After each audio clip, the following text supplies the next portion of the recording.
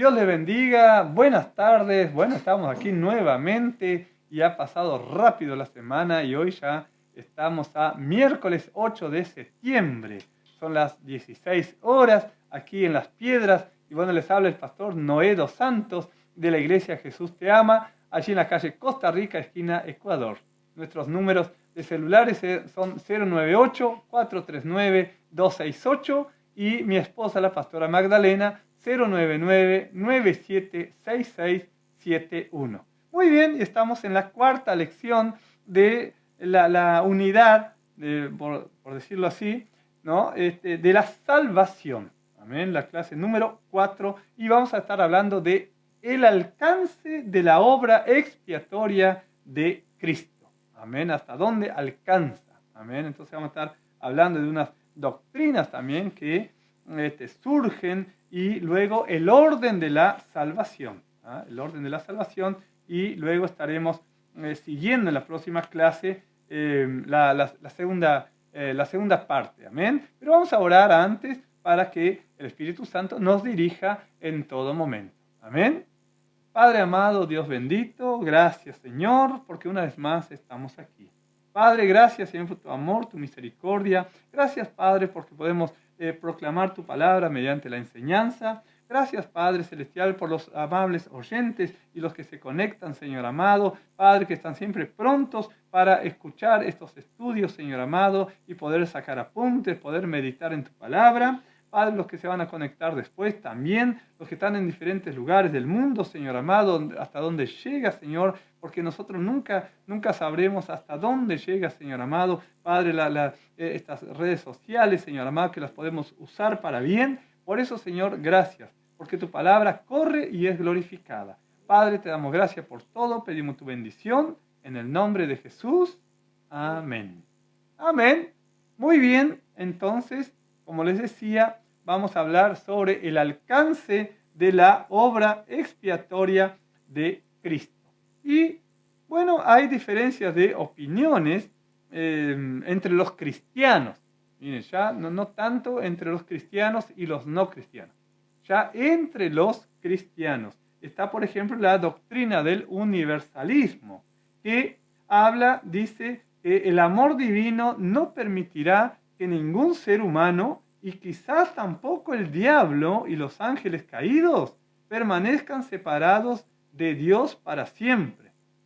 Miren qué tremendo. Por eso hay que tener cuidado con las doctrinas que surgen dentro de la iglesia, entre los cristianos, ¿no? Entonces acá dice que abarcó absolutamente a todos. Dice que Dios no permitirá, el amor de Dios no permitirá que ningún ser humano, ni el diablo, ni los ángeles caídos permanezcan separados de él. Y miren que es tremendo. Y ellos toman como base Hechos 3:21. A ver qué dice allí en Hechos 3:21. Vamos acá al Nuevo Testamento, que dice: a quien de cierto es necesario que el cielo reciba hasta los tiempos de la restauración de todas las cosas, de que habló Dios por boca de sus santos profetas que han sido desde tiempo antiguo. O sea, está hablando acá que el cielo reciba hasta los tiempos de la restauración de todas las cosas. O sea, abarca todo. Y bueno, sabemos que justamente hemos de cuidar nuestra salvación, porque si Dios no hiciera esa separación, ¿no? Hasta justamente en Mateo 25, el juicio de las naciones, van a estar las ovejas, los corderos a la derecha y los cabritos a la izquierda. O sea, hay una separación. Y muchas veces toman un versículo aislado de la Biblia y se basan en eso, ¿no? Por eso hay que ver cómo leemos y cómo interpretamos. Entonces, acá también dice en el 25, dice: vosotros sois los hijos de la promesa y del pacto que Dios hizo con vuestros padres, diciendo a Abraham: en tu simiente serán benditas todas las familias de la tierra. sí, serán benditas, pero hemos aprendido también que el hombre tiene que aceptar el regalo de Dios. ¿Ah? Por eso Dios mismo, si le dijo a Abraham, anda delante de mí y sé perfecto. O sea, el cuidado que tenemos que tener. Muchos se descansan. Dios es demasiado bueno, es un Dios de amor. No va a mandar nadie al infierno. Es una mentira del diablo que ha puesto como una doctrina dentro de la cristiandad, ¿no? Y luego también entre los evangélicos está el particularismo o expiación limitada, que dice, Cristo solo murió por aquellos a quienes ha elegido soberanamente. ¿Ah? Eso es lo que dice el particularismo. Solo a los que eligió. Ahí también está la doctrina de Calvino, de la predestinación, ¿no? Y el universalismo condicionado también es otra doctrina, o expiación ilimitada, dice solo en aquellos que se arrepienten y creen. Y ponen como base, esto solamente para ver cómo hay diferencias de opiniones. Por eso también hay tantas denominaciones, ¿no? Que surgieron dentro de los protestantes. Acá en Juan 10, en Juan 10,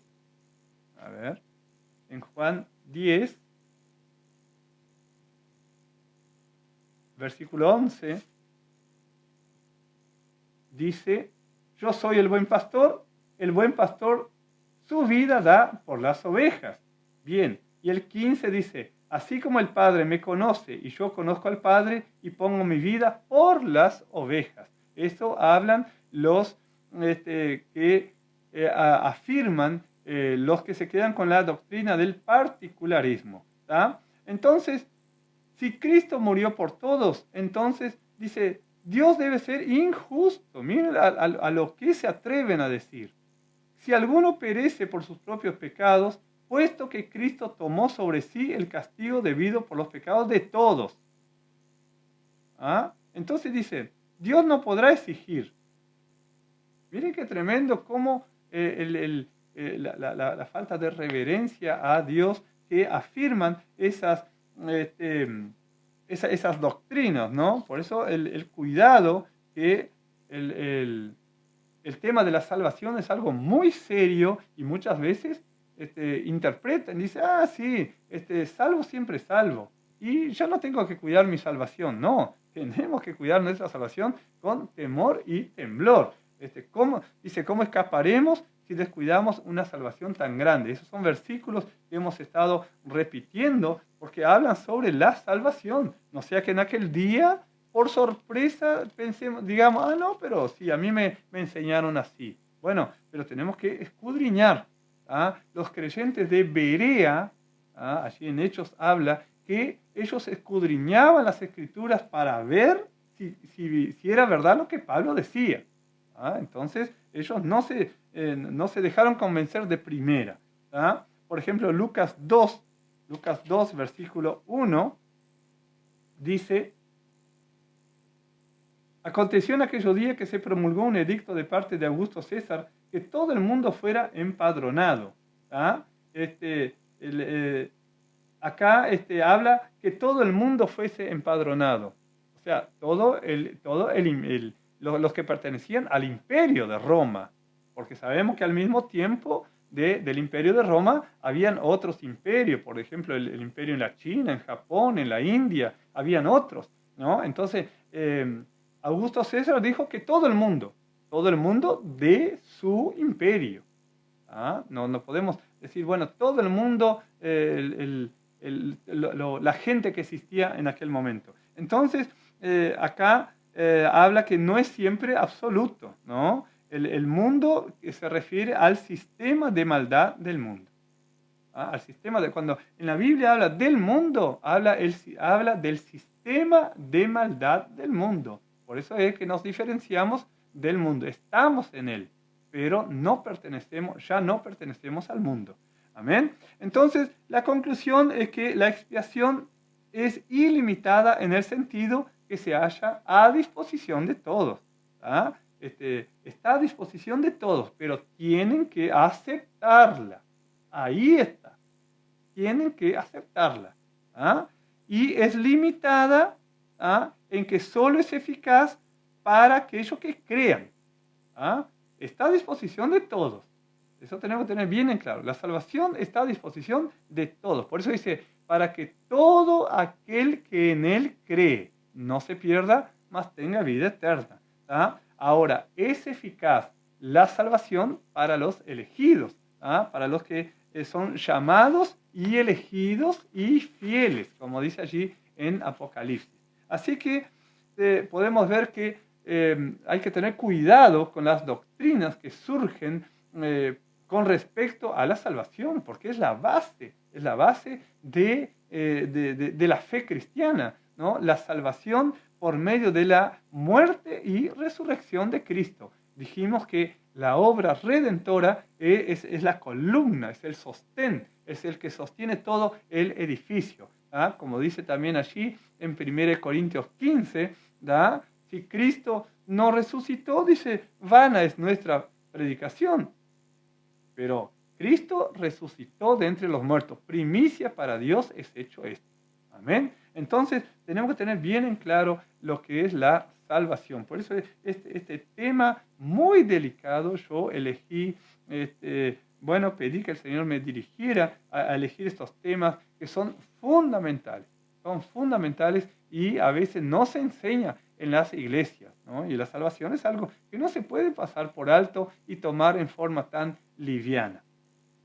Muy bien, tenemos el orden de la salvación. Vamos a leer en Romanos 8, 29 y 30. Romanos 8, 29 y 30. Una palabra que conocemos mucho, que dice Romanos 8, 29 y 30. Dice, porque a los que antes conoció, también los predestinó para que fuesen hechos conforme a la imagen de su Hijo, para que Él sea el primogénito entre muchos hermanos. Y a los que predestinó, a estos también llamó. Y a los que llamó, a estos también justificó. Y a los que justificó, a estos también glorificó. Hay todo un orden en la salvación. A los que antes conoció. Nos conoció a todos nosotros. Ahora tenemos que aceptar la salvación. Aceptar la salvación. Porque está al alcance. Es un regalo, una dádiva de Dios. Amén. Tenemos que aceptar ese regalo. Entonces, tenemos acá el conocimiento previo, la elección, la predestinación, el llamado, el arrepentimiento, la fe, la regeneración, la justificación y la glorificación. Entonces, lo que nos queda ahora es la glorificación, que nuestros cuerpos sean transformados. Si el Señor Jesús viene a buscar su iglesia en estos días, o el año que viene, o dentro de 10 años, y somos arrebatados, si estamos vivos para ese momento, recibiremos un cuerpo glorificado. Cuando Jesús subió al monte con Pedro, Santiago y Juan, no fue solamente para mostrarse y decir mostrarle a ellos cuánto poder tenía, cuando vino Moisés y Elías y hablaron con él. No fue solamente para, vean mi poder. No, fue una muestra también para que ellos supieran cómo nuestros cuerpos quedarían. Cuando los vestidos de nuestro Señor Jesús quedaron blancos, tan blancos que dice que ningún hombre en el mundo puede dejar un vestido tan blanco como quedó así de resplandeciente. Amén. Así que, la elección, por ejemplo, vamos a ver que es la iniciativa que siempre es de Dios. No me llamaste, ustedes, no me elegiste ustedes a mí, sino que yo elegí a vosotros. En Juan 15, 16. Israel, por ejemplo, el pueblo elegido. ¿Amén? El pueblo elegido, el pueblo escogido es Israel. Nosotros somos pueblo adoptado. Fuimos adoptados como hijos ante el rechazo de Israel. Entonces, ellos fueron elegidos para realizar una obra, no para salvación, si permanecían en una relación correcta con Él. ellos tenían que permanecer, por eso tenían que ser un reino de sacerdotes, para justamente ahí bendecir a todas las familias de la tierra, un reino de sacerdotes. ¿Ah? Y Pablo, por ejemplo, destaca en sus epístolas que ser hijo de Dios depende de la expresión soberana y gratuita de su misericordia. ¿Ah? Por eso Dios expresa su soberanía mediante su amor y su gracia. ¿Ah? Su gracia en su misericordia hacia nosotros. No merecíamos y ser salvos, porque éramos un pueblo extranjero, somos un pueblo extranjero, ¿no? Si Jesús viniera en nuestros días, ¿cómo haríamos nosotros para llegar hasta Israel? Más allá que antes era menos la población en los tiempos de Jesús, pero igual había mucha gente que estaba lejos de Israel y tuvieron que creer por fe. Amén. Entonces nosotros en cada Santa Cena, que no lo tomamos a la ligera la Santa Cena, ¿no? Celebramos cada mes y recordamos el sacrificio que Jesús hizo por nosotros en la cruz del Calvario. ¿Ah? El Señor Jesús dijo, háganlo en memoria de mí. ¿Ah? Cada vez que lo hacen, la muerte del Señor anuncian, de vuestro Señor anuncian hasta que yo venga. Entonces no es solamente una parte de la liturgia de la iglesia, no es solamente algo ritual que lo hacemos en cumplimiento, no, lo hacemos recordando que nosotros tendríamos que estar en la cruz, pero en su gran amor y misericordia el Padre envió al Hijo para que diera su vida por nuestros pecados. Amén. Y nosotros no pasamos por alto. Nosotros valoramos el sacrificio de Cristo. Lo creemos por la palabra. Amén. Y como dice aquí bien en Romanos 10:9, con el corazón se cree para justicia, pero con la boca se confiesa para salvación. Miren qué lindo esto, ¿no? Por eso cuando alguien viene al Señor y lo hacemos hacer la oración de fe, primero le preguntamos si cree que Jesús murió por sus pecados. ¿Ah? Confiesa que Jesús es su Señor y Salvador. Bien, entonces ahora sí vamos a pedirle al Señor que el Espíritu Santo venga a tu vida y cambie y te ayude a vencer vicios, te ayude a vencer debilidades, tentaciones, todo. ¿Ah? ¿Por qué? Porque dice acá en el 10:9, si confesares con tu boca que Jesús es el Señor y creyeres en tu corazón que Dios le levantó de los muertos, serás salvo. Ese es lo básico, ¿no? Confesar, ¿no? Por eso cuando se bautiza un creyente, se bautiza, él está expresando públicamente, está confesando que Jesús es su Señor y su Salvador, que Él muere en la antigua vida y resucita con Cristo. Y de ahí en adelante, hacer las cosas bien. Amén. Y si falla, ir a la presencia de Dios enseguida, en comunión con Él y pedirle perdón. Entonces, ahí Dios lo empieza a ayudar mediante el Espíritu Santo. Así que todo es dado de gracia. Miren, hasta la fe es don de Dios. Por gracia soy salvo por medio de la fe. Y esto no de vosotros, pues es don de Dios. Miren qué tremendo. Hasta la fe Él nos da. Todo al alcance de nuestra mano. Así que, bueno, incluye tanto a judíos como a gentiles. ¿Ah? Por eso el gran amor de Dios alcanzó. ¿Ah? En ti, le dijo a Abraham, serán benditas todas las familias de la tierra. Y cuando Pedro habla allí en Pentecostés, él dice, para ustedes es la promesa, para vuestros hijos, para los que están lejos y para todos cuantos nuestro Dios llamare. Amén. Qué lindo cuando nos incluye, amén, tanto a judíos como a gentiles. Así que en todo estudio sobre la elección necesitamos comenzar siempre por Jesús. y se debe hacer referencia al corazón y a las enseñanzas del Salvador.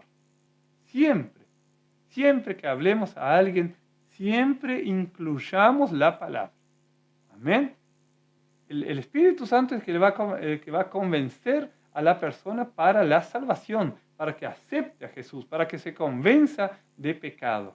¿Ah? Y nosotros siempre tenemos que hablarles de la muerte del Señor y la resurrección.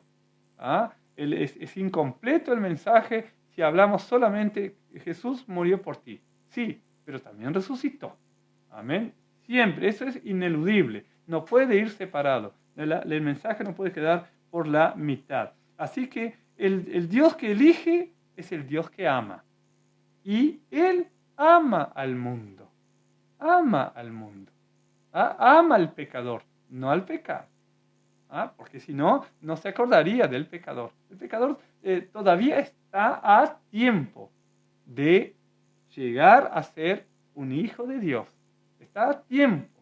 ¿Ah? Por eso hay que insistir también con todos aquellos que están para partir a la eternidad. ¿Ah? Recién estaba hablando mandando me envió un mensaje una nurse que ella trabaja con pacientes que a veces ya se están por morir, y ella le dice, me decía, ¿cómo hago para tener una señal que me está escuchando? Y digo, bueno, háblale al oído, porque la persona a veces no puede hablar, ¿no? Si te escuchó, que abra los ojos, o te apriete la mano, si le pregunta si acepta a Jesús, y bueno, si ves que en su rostro, cuando parte a la eternidad, hay paz, bueno, tal vez esa sea una señal que partió con el Señor.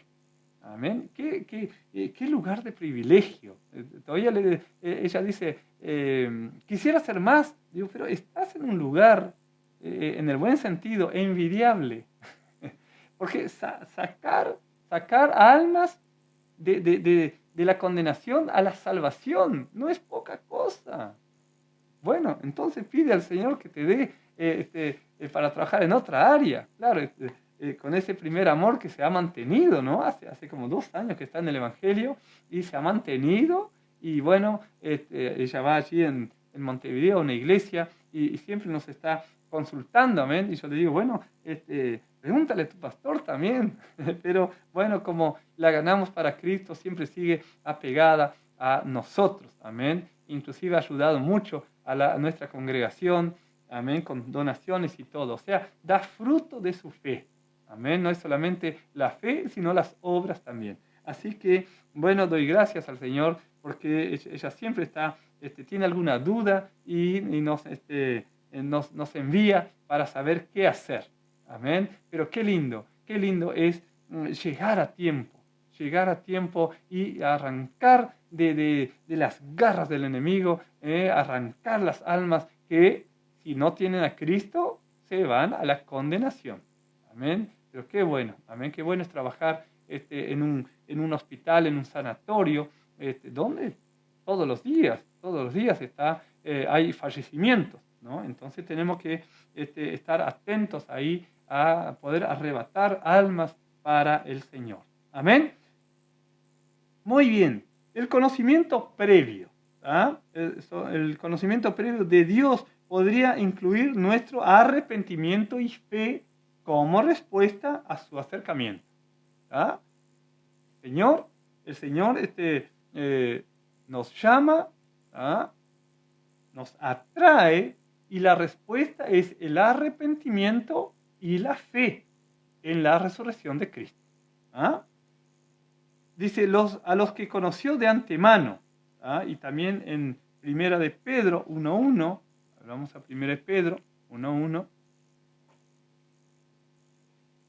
1 de Pedro 1.1, dice, Pedro, apóstol de Jesucristo, a los expatriados de la dispersión en el Ponto, Galacia, Capadocia, Asia y Bitinia, elegidos según la presciencia de Dios Padre en santificación del Espíritu para obedecer y ser rociados con la sangre de Jesucristo.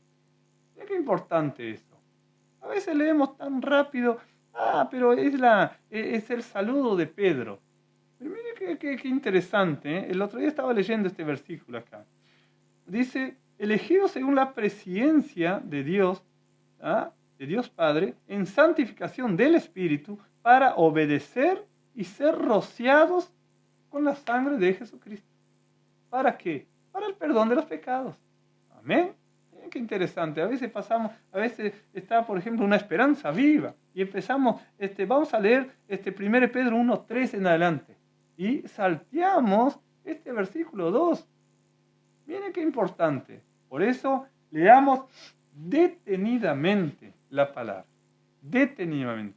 Si usted anda apurado, es preferible que lea 3 versículos. Si está apurado, leer 3 versículos y no leer todo un capítulo y cerró la Biblia, ya leí.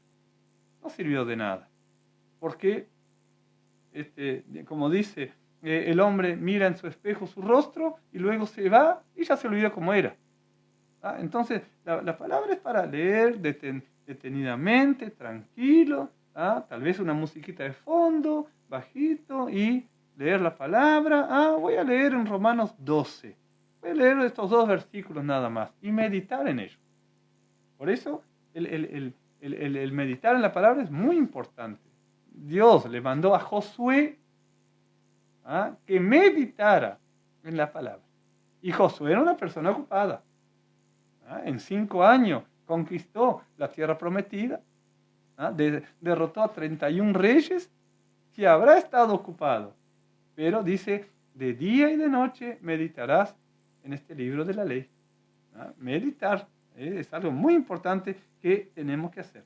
Así que, como dice acá, los eligió en Cristo y los predestinó para que fuesen hechos conforme a la imagen de su Hijo y para alabanza de su gloria. Efesios 1:4. Efesios 1:4. A ver, lo tenemos por acá. Efesios 1:4. Como dije acá, como están en la lección, según nos escogió en Él antes de la fundación del mundo para que fuésemos santos y sin manchas delante de Él. Santos y sin mancha. Por eso componemos la iglesia, que sus vestiduras no tienen mancha, ni arruga, ni cosa semejante. Una iglesia pura. ¿Amén? Es la que viene. Por eso nosotros tenemos que mantenernos todos los días, en pureza, en santificación. Limpios nuestros vestidos. Nuestras vestiduras espirituales tienen que estar limpias. Amén.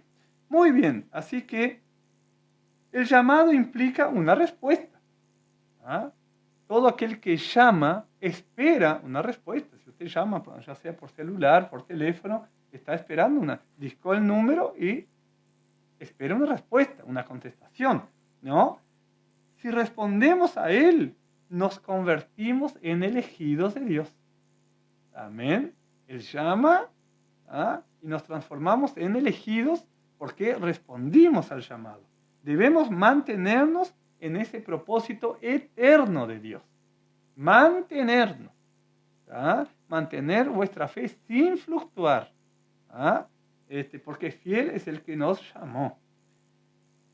Nosotros que nos hallamos, debemos mantenernos en el propósito eterno de Dios. Nosotros que nos hallamos entre los elegidos. Encontrarse entre los elegidos es algo muy serio. Es muy serio y es digno, es un lugar digno de cuidar. Amén. No tomemos nunca el ser elegidos por Dios como algo, algo a la ligera.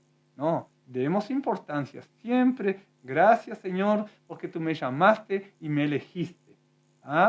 Y en ese acto de haberme escogido, yo quiero ser fiel. Amén. Acuérdense en que el jinete del caballo blanco se llama fiel y verdadero. Acuérdate que el Señor te va a decir, bien, buen siervo y fiel. En lo poco fuiste fiel, en lo mucho te pondré. Pero la palabra que más se destaca ahí es la fidelidad. Amén. Muy bien. Arrepentimiento y la fe son los dos elementos esenciales en la conversión. ¿Ah? Siempre hay que recalcar que el que viene a Cristo tiene que tener un arrepentimiento, o sea, un cambio de dirección de su vida, estar dispuesto a pedirle perdón a Dios por haberlo ofendido, ya sea por ignorancia, por lo que sea. ¿Ah? Pero arrepentirse, apartarse de algo y tener la fe, volverse hacia algo. ¿Ah? El arrepentimiento, apartarse de algo, ¿ah? De la vida que llevaba. Y la fe es volverse hacia algo. ¿Ah? Entonces, toda persona en el arrepentimiento se da vuelta y tiene un cambio fundamental que la iglesia empieza a ver. Y empieza, fulano, está cambiando. Fulano, mire qué tranquilo que está. Qué paz que tiene en su vida. Que antes cuando venía estaba inquieto, pero ahora empezó a sentir que la presencia de Dios está haciendo la obra en su vida. O sea, un cambio fundamental en sus actitudes básicas. Por ejemplo, en el expresarse, en sus modales, en el trato con los demás. Si no tenía trabajo, empieza a buscar ocuparse en algo. Porque no es solamente, bueno, ahora soy creyente y sigo como estoy. No es venga como está y siga como quiera. No, venga como está, Dios te va a cambiar, pero tiene que haber cambios en tu vida, porque si no, ¿qué sentido tiene venir a la casa de Dios? Es el lugar perfecto. Yo siempre les digo, acá usted puede llorar, usted puede arrodillarse, usted puede desahogarse, no tenga vergüenza de hablar con Dios, de confesar sus pecados, de pedirle perdón. No tenga vergüenza.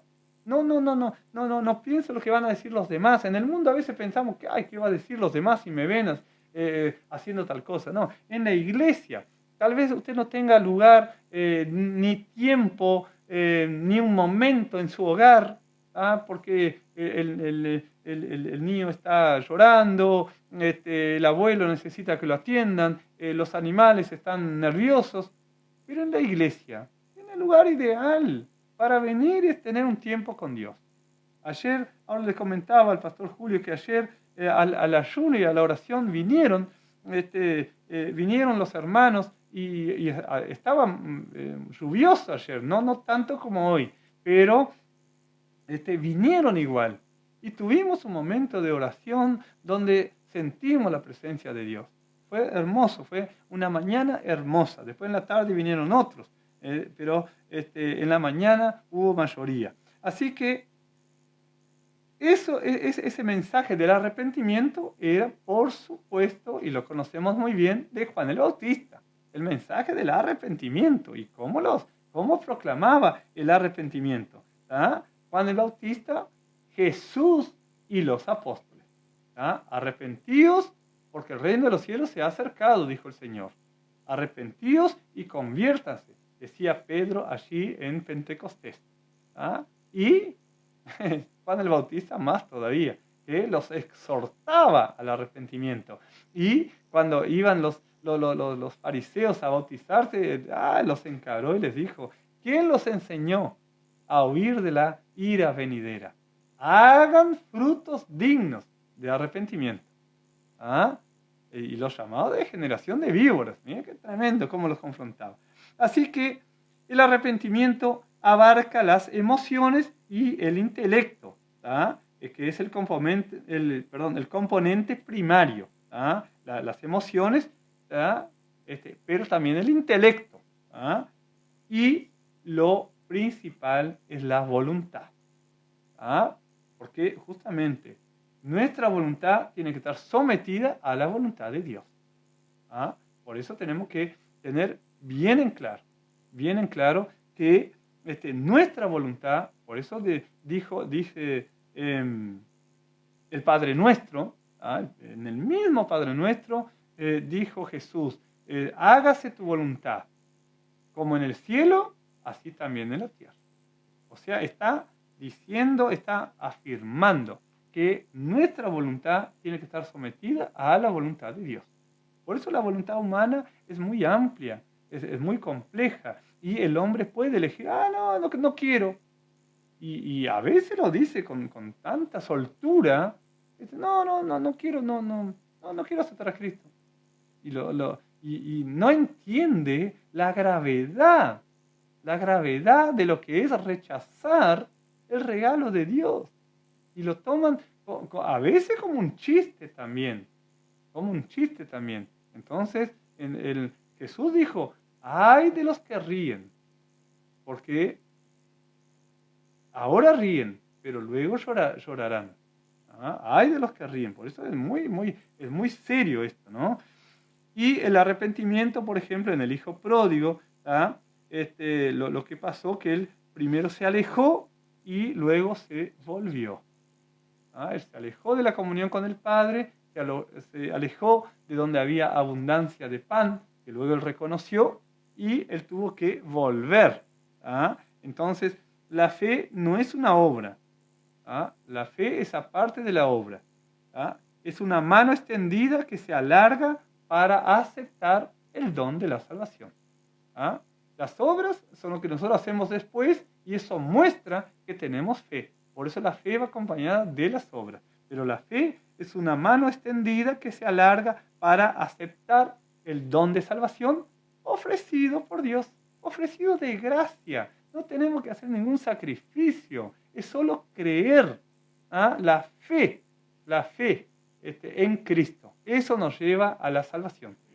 No como en el tiempo de la Inquisición, que la fe no era el medio, era pagar una indulgencia, un documento, y con eso la persona era salva. Entonces Lutero, cuando descubrió que allí en Romanos 5, que dice justificados pues por la fe, tenemos la salvación, justificados pues por la fe, tenemos paz para con Dios por medio de nuestro Señor Jesucristo. Cuando él leyó eso, cuando leyó el justo por la fe vivirá, ahí se derrumbó la estructura de la Iglesia Católica. Entonces ahí fue que él dijo, no, buscó las 95 verdades, que puso como 95 tesis, las clavó en la puerta del castillo de Wittenberg y dijo, bueno, si ustedes me rebaten eso, si eso es mentira, yo vuelvo a la fe católica.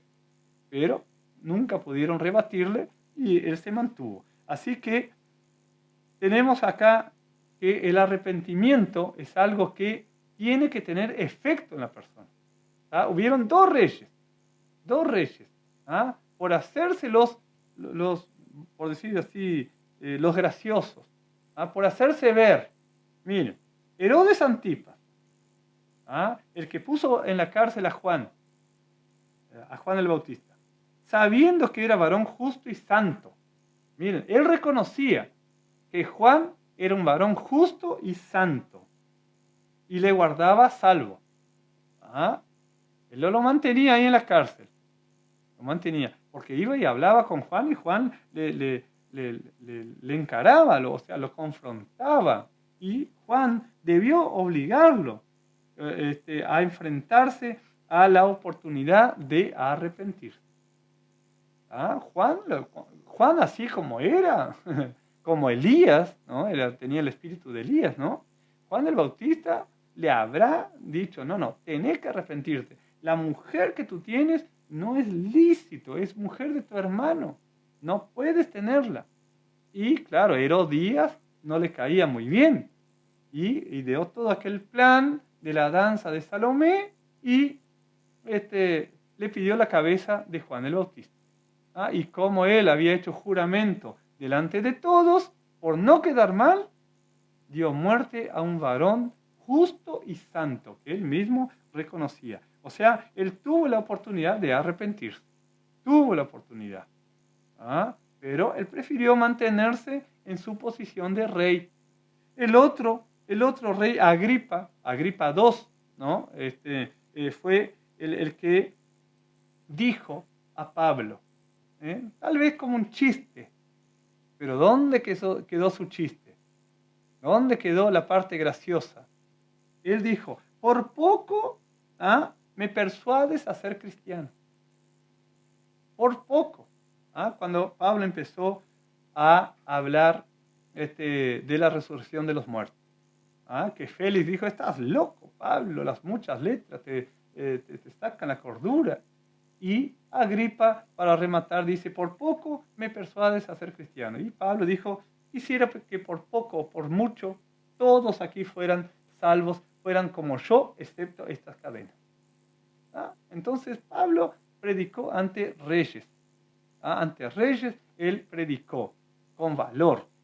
Entonces ellos se negaron a arrepentirse, aunque no negaran la verdad de lo que decían. Ellos no negaron la verdad que decían, pero no se arrepintieron. Hay mucha gente que hace lo mismo que estos dos Herodes. Reconocía que Juan el Bautista era un varón justo y santo, y le guardaba salvo. Y Agripa también sabía que era verdad, y Pablo decía, tú crees, rey Agripa, yo sé que tú crees. Mire qué confrontación. Dice, porque esto no se hizo en ningún rincón. Tremendo, ¿no? Bueno, entonces cuando proclamemos la palabra, no tengamos temor de persuadir a los demás que se arrepientan.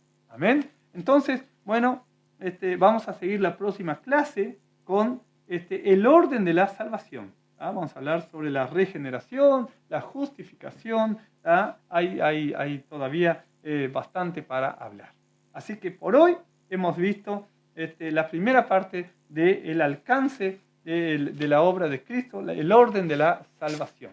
Amén. Oramos entonces y damos gracias al Señor porque, bueno, hemos podido tener una clase más. Amén. Padre amado, Dios bendito, Dios de poder, te damos gracias, Señor, porque paso a paso vamos predicando tu palabra mediante la enseñanza, Señor, y el aprender al mismo tiempo, que eso es algo hermoso, Señor, que recordamos que la salvación es algo muy importante a destacar. Te damos gracias, Padre, y bendice a cada uno de mis hermanos hoy y siempre, en el nombre poderoso de Jesús. Amén. Que Dios les bendiga. Nos vemos el miércoles que viene. Amén.